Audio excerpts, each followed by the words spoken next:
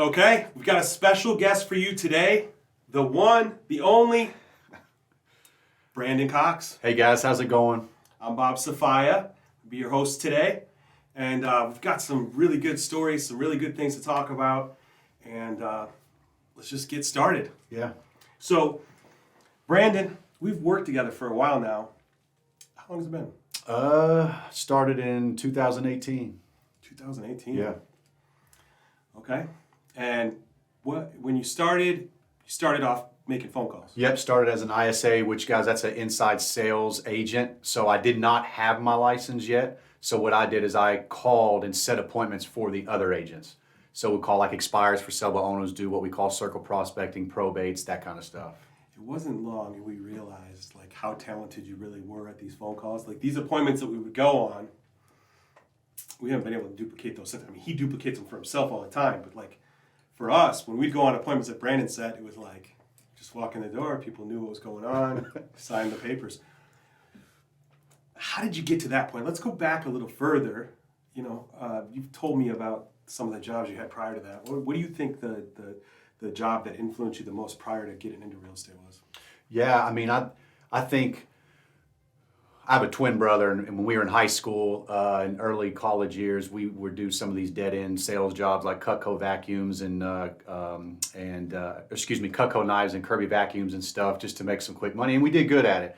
But then I actually ended up getting a position with a company that sold fire-rated gasketing systems on gun safes. That sold them, you know, worldwide. The company was worldwide. They had a place located here in Lexington. Was there for quite some time. So I think that was my first true sales job where I was going and traveling to other states, attending trade shows, doing this, doing that, and kind of just learning the whole sales 101 stuff. And you've taught me some things about sales from the Kirby sales days. Yeah. Why are you skipping over that? Yeah. He's talking about this leg trick. So one of the things that they would teach us is when we would sit at a table, like what Bob and I are doing now, like as an agent, I've used it where I'm sitting on the kitchen table and the couple is sitting over here. Well, they're spaced out this way. I will stick my leg in between them. So if you're having a conversation, you know how it is. They're going to try to kick one another to make sure they don't answer a certain question or whatever. So they end up kicking you so the other one doesn't realize that they're trying to get kicked. Wow. They're trying to be sneaky. They're trying to be sneaky. It's so good. Okay. So the gun safes, you were traveling, going to trade shows. Yep. What did you learn from that?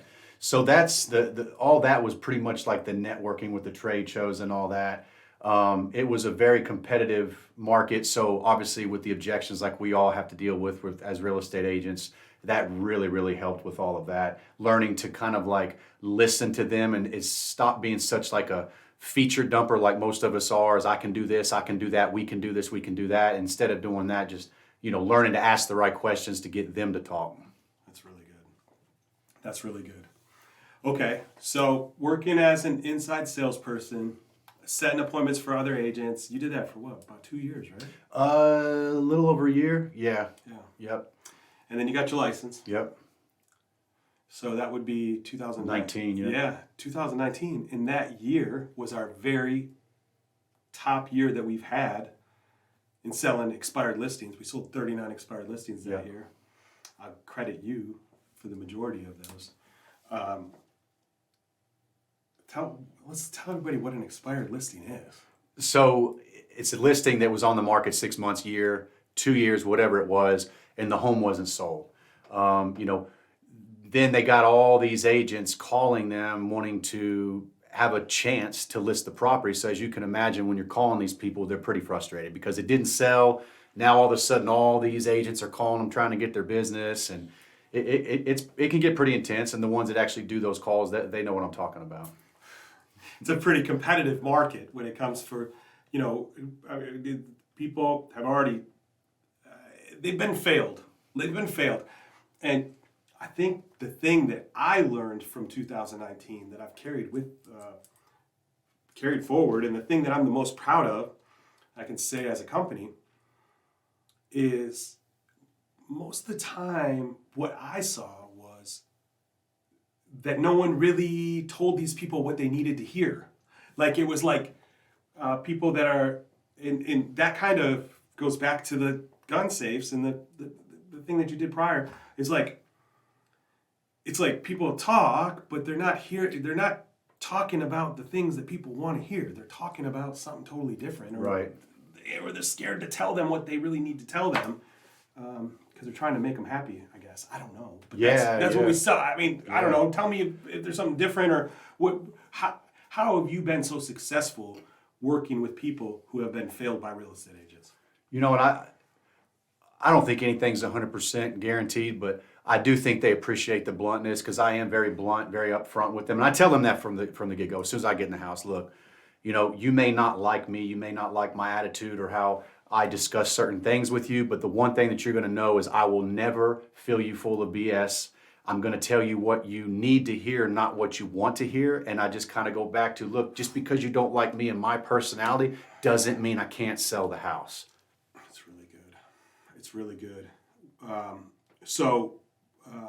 Man, it's a big deal. You know, I'm starting to see a lot of expireds come back on the market. That's why I think this video is going to be so valuable to other agents. But that little piece right there, just by basically you're getting permission to tell them what they need to hear. Right. Like you're asking for it in a way that's like, hey, look, this is the one thing you might not like the way this comes across. Right. You might not like the way this sounds, but the one thing you'll know is that I'm going to be upfront and honest with you, and I'm going to tell you what you need to hear. The whole time. The whole time. The whole time. Not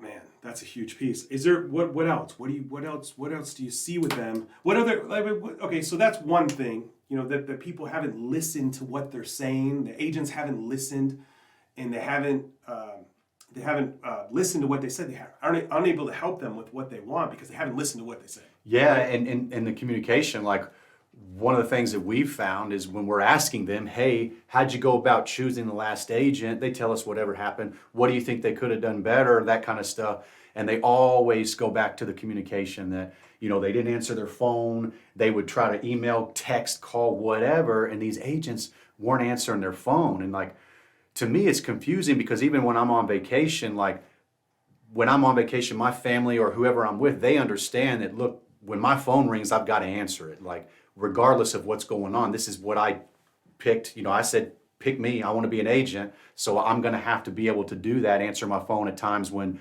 it's not a 9 to 5, it's weekends, it's evenings, that kind of thing. But it would really frustrate those sellers because they would discuss dramatically of how these people would not answer their phone, or they would drop prices or do some of this stuff without even asking the seller's permission or without even going over market updates. Like, who doesn't go over a market update when you're trying to convince someone that they need to do a price adjustment? How are you just doing that without any information? It just doesn't make sense. Man, seems so simple, doesn't it? Yeah. Yeah. Seems so simple. So communication, that's communication. Like, so the first part is communication, or asking the right questions and actually listening to people. Yeah. That's answering people's phone calls. Yeah. Not really rocket science so far. Yeah. Is it? What else? Yeah. I mean, and kind of going back to the whole communication thing, if like you gotta, and it's not every time, obviously, but we all at the New Home Collective, we have walked away from listing appointments if we know that the price or whatever's going on in their head, we know it's not going to happen. Because at the end of the day, we don't want to take a listing just to take a listing. I mean, we want to sell it. We've got a reputation that we want to uphold.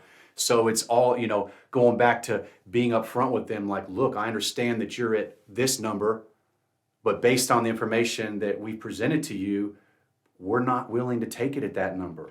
And being able to walk away from that appointment, I promise you, 2 or 3 times out of 10 that you do that, I just had one recently for 2 new construction homes.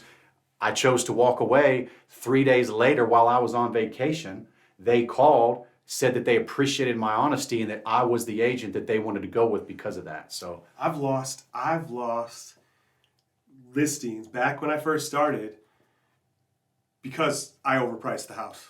They called. I said, well, okay, so why did you go with the other guy? Well, he was $50,000. You were $50,000 more than they were, and we didn't trust that you could sell it for that. yeah. You know, so people aren't dumb. Yeah. Yeah. People aren't dumb, and is some people, especially some of the people that you don't think you can confront and tell the honest truth to, are the ones that want it the most. Right. Well, and then dealing with the other agents. I mean, I'm pretty much probably still considered pretty new with only getting my license in 2019. So I've had to go head to head with seasoned agents that have been in the game for 15, 20, 30 years. And, they don't know my sales background. So yes, I'm a new agent, but I've been in sales all my life. So, it's communicating with these other agents and not tucking my tail and running the other way if this particular buyer's agent is trying to come at me a certain way to take advantage of my youth in the real estate market. Yeah, I wouldn't try to take advantage of you. I know better. So, what about the quality of the listings? I mean, you're obviously looking at more expired listings than anybody, right? Like, what do you see? I mean, do you see that they're ordering the photos, or do you see that they're using the wrong photos? Do they taking the phones with pictures with their phones? What do you see? Is there anything that stands out to you that somebody, like even a consumer, would want to look out for? Yeah. The photos, like what he was saying, and this is the thing that I kind of learned from him, y'all. But when you see a listing and the first 5 to 10 pictures is the outside of the house, like, what? Because if they don't like the first 2 pictures of the outside of the house, what in the world are they going to like about the next 7 to 8 pictures of the outside of the house? So one thing that I picked up from here that works tremendously is the first 3 to 5 pictures are the best pictures. So yeah, maybe you've got the outside, but if it's a huge, gorgeous kitchen, first picture, because you want to draw that attention, because we're all at short minds, attentions. You don't want them clicking to somewhere else. So if somebody's clicking through a listing and there's 10 pictures of the outside, like, that's crazy. And another thing, I'm kind of going off on a different rant. These prices that some of these agents are doing, $499, $299, $249. What are you all doing? Because hold on. I don't want to slow you down. But we got to go back to the pictures. Yeah. We got to go back to the pictures. I know we want to get into the pricing conversation. Yeah. I think that gets its own space. Sure, I think we got to give the photos the space that's due. Yeah.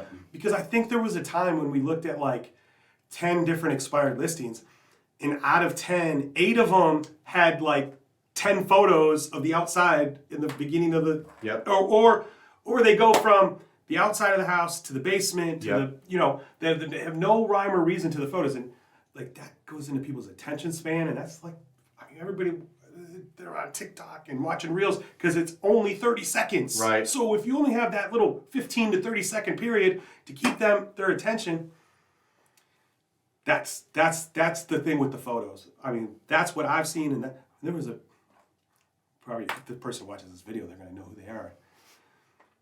Real estate agent, husband's a mortgage person. They had 26 exterior photos before it even went inside the house. There was pictures of the brick sidewalk, pictures of the brick sidewalk, like brick sidewalk. That photo should not even be in there. Yeah, or closets. Why are you putting pictures of somebody's closet with all their clothes in it? Like, come on now. In the cell phone pictures, like, spend the money. Have a professional photographer go out and take the right pictures with their wide angle lenses and all that. I mean, we've got side-by-side stuff that we show these sellers of these pictures versus the capability of what, a photographer that we use, and it's crazy. One of the best complaints that we get from agents sometimes, I love it when they call and say, those photos were deceptive. Like, well, you guys went and looked at the house, right? Yeah. Like, I mean, like, that's the idea. That's our job, is to get people in the front door of the house. Like, so, I mean, yeah, photos. Yep. Big one, photos. Huge one. Okay. And don't, and you guys have all seen it, you're not hiding it when we can see you in the mirror, taking a picture of the bathroom and we can see you in the mirror, and you think that you're or not the toilet there. Or the toilet. Open. Yeah, or the toilet's open. Come on, man. Toilet lid. Pull the stuff off the kitchen counter and yes, shove it in the pull the cabinet. stuff off. Yes. Pull the stuff off the kitchen counter. People's minds, they just can't, like, you may be creative and you may be able to see beyond the mess or beyond the clutter or beyond the personal items, but most people can't, and they've got to be able to picture themselves in that house. If they've got to picture themselves in the house, you got to eliminate that stuff. Right. We've seen that. That's expired listings. I've got one to add to this. Yeah.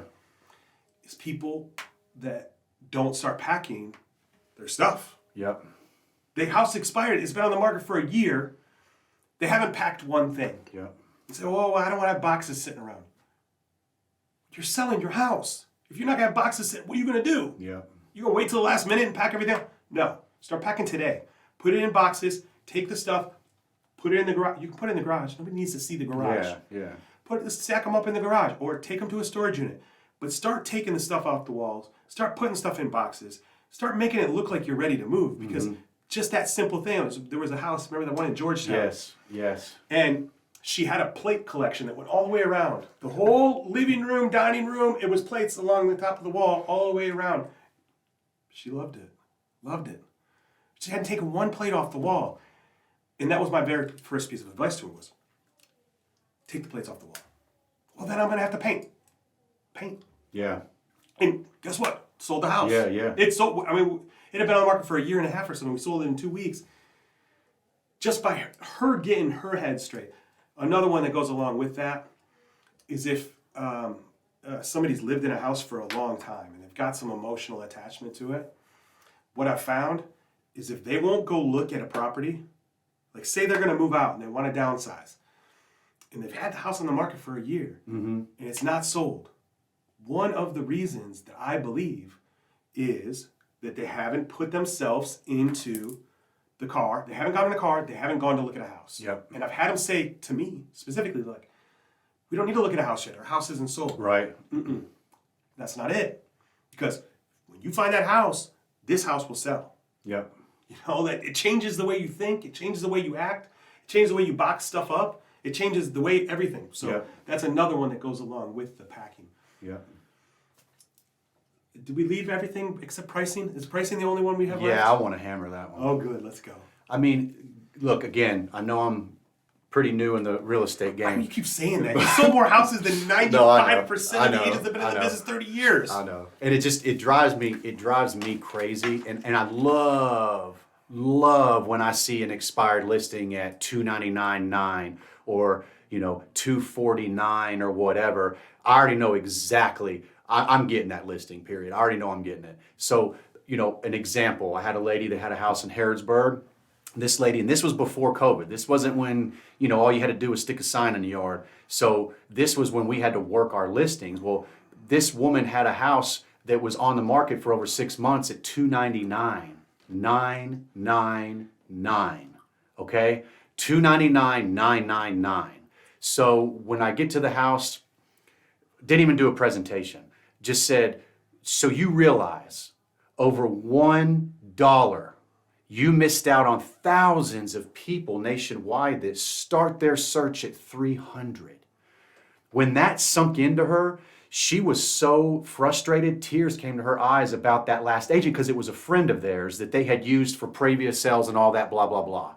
So we listed this house at 300, sold it in 2 days for $309. She was on at $299,999 for months. Didn't get any offers at all. We listed at 300. Get this girl $309,000. I mean, she was beyond stoked. That. And it's the 100 same stories like that. 100 stories. Oh yeah. Like you understand what he's saying, right? Like the way the searches are done. Yeah. And when you get into the higher searches, I believe over 600 or 700, maybe 800. People don't put a cap on the other end. If they're looking for 800, they'll look at it 1.3. Right. But when you get down into the 300s and the 200s and the 100s, people are putting, like, if somebody's pre-approved for 185,000, chances are they're not searching up to 200, or maybe they are, right? But they're still going to stay within a block. So if you have these blocks and you say 299, so at 300,000, everybody searching up to 300,000 sees it. And at 300,000, everybody that's searching 300 and up see it. So it fits into 2 pricing categories instead of one. Yes. And that's what Brandon's And you're not talking fooling anybody. Right. When you're at $299, it's $300. You're not fooling anybody. Like, this isn't Yellow Page ads. This is a house. You know what I mean? Like, it's crazy that these agents that have been in the game as long as they have still price these houses that way within, like he's saying, within that smaller price point. Yeah, under if it's under 300,000, you got to pay attention to the searchability, because that searchability, whatever category it fits in. I mean, we've had listings on for a couple of weeks. We're like, why is nobody looking at them? And then we realized that we had the search. We're looking at where the search blocks are happening, where the house is going pending. What space do we have to get this into? Another example of that, this happened just recently. I had a buyer call in. They want minimum of 15 acres. Minimum of 15 acres. Well, ding, ding, ding. We got a property that's 14.8 acres, right? That's an example. They had been searching for a property. We didn't end up selling them that property. But my point is that they had been searching for a property that's a minimum of 15 acres. That makes sense. People have these minimums and maximums that they're searching for, and it's not just price. It's bedrooms, it's bathrooms, it's square footage. Like, you always have to think about that, and there's not much you can do to control it when it comes to space or bedrooms or bathrooms. But when you're thinking about selling a property, you have to think about the category that you fit into. Right. And if there's a way that you can affect that, like 15 acres, 14.98 acres, and you put it in as 15, and you write in the marketing, this could be plus minus 15 acres, right? Get a survey to verify. Like, that right there, it's probably really close to like breaking a rule. Yeah. And it might even be breaking a rule, but it's helping. But it's helping the seller. Yeah. Like, it's because in consideration, like if you bought a property, you thought it was 15 acres and it was 14.98. Whose fault is it that you didn't verify the price? Yeah. I'm not saying to put stuff up that's not true. What I'm saying is you have to think about those boundaries when it comes to a search. I got in an argument with a psychologist once. It wasn't even his house. It was his girlfriend's house. And I lost the listing over it. Because he got on the phone with me. He's like, because we listed it at 300. And he's like, you got to list it at 299. I'm a psychologist and I know that this works. What works? Tricking people? Like, that's really what you're doing. Yeah. By putting it at 299, you're assuming this print advertising trick from the 50s or 40s or whenever it was created. Somebody's like, oh, whoa, instead of making it $100, we're going to make it $99, and somebody's going to think it's a different price. Yeah. Like, is that like up? Whatever the psychology is behind it, it doesn't matter. It's the search that matters. It's getting into as many searches as you possibly can. And if there's nobody buying houses that are more than 300,000, you're still okay at 300 because everybody's searching up to 300,000, still in the search. Yep. So anyway, pricing. Yep. Anything else about pricing? No. Yeah. What else? Any other advice for someone, whether it's expired listings or real estate or vacations? First time I sit next to somebody that's got a better tan than me. Shows who's been working, who's been on vacation. Yeah. I need more vacations. Okay, well, hopefully you found this information valuable. Hopefully you can use it some way in your business to help people sell their homes. Like, it's not even about your business and what you get paid. It's about helping people get what they want and what they need. What's that one? I'm proud to be in business with you, man, because that's what you do. Yeah, and I mean, that's what you just said. That's money, because it's all, I've always heard the, what is it, as long as you help enough people get what they want, you'll always get what you want. That's it. That's true. That's it. Real estate especially. And especially when the market tightens up and everybody's houses are expiring. I mean, you should have seen them. 2021, when the houses are selling $50,000 overpriced, he's still calling expireds every day. Absolutely. You could still hear him going through the same motions and the same conversations that were happening prior to the market. It might have only been 1 or 2 conversations a week instead of 20. Right. But stayed on track, stayed on course, and I believe it's going to pay off for you big time, man. And I think it's awesome that you're sharing this information with everyone.